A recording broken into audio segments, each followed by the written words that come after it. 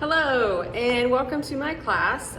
Today I will be demonstrating for you an instructional strategy using active learning.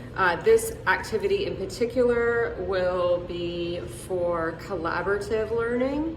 I'm actually very excited about this activity. I was able to have my class do this recently and they really enjoyed it. Everybody was very involved, so definitely took advantage of active learning. The students collaborated together in groups, so this is really great. So this activity is, it's an escape room. It involves, answering questions, problem solving, cracking codes, solving puzzles, so lots of higher order thinking. And at the same time though, the students really learn a lot, they get a lot out of it, and they really enjoyed this activity. So I will walk through the instructions, how I did with the students to demonstrate this.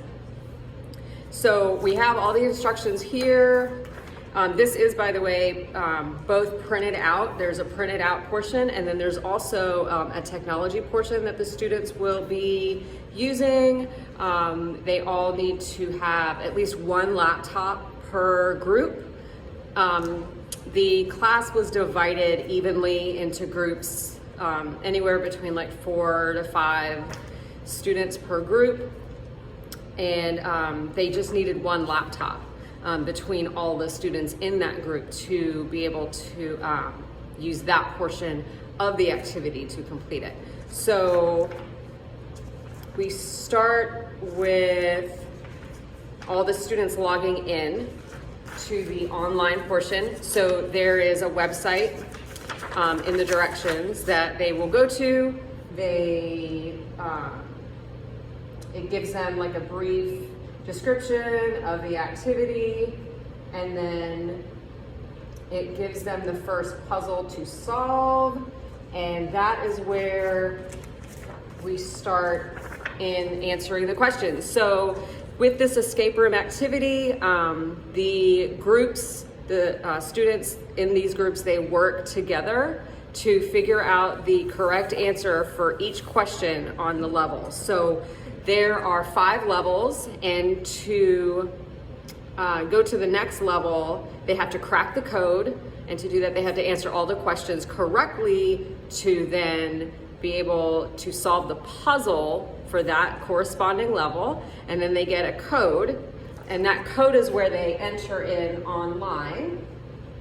And if they get all of these answers correct, and the code correct to the corresponding question, it lets them move on to the next level. So they go through each level, and as long as they answer all of these correct, then they go on to the next.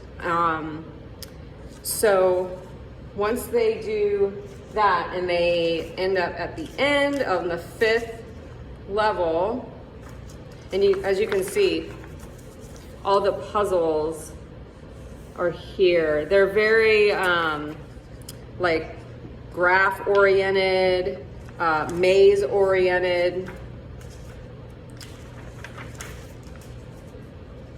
So you can see here, here's the others.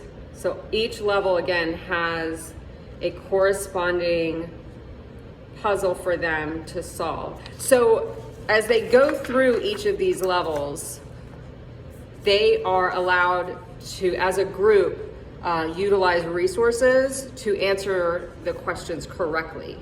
So they can brainstorm, the best way to do this. They can Google answers. They can also, which I recommend and prefer they do, use their class resources from the previous lessons that we built upon.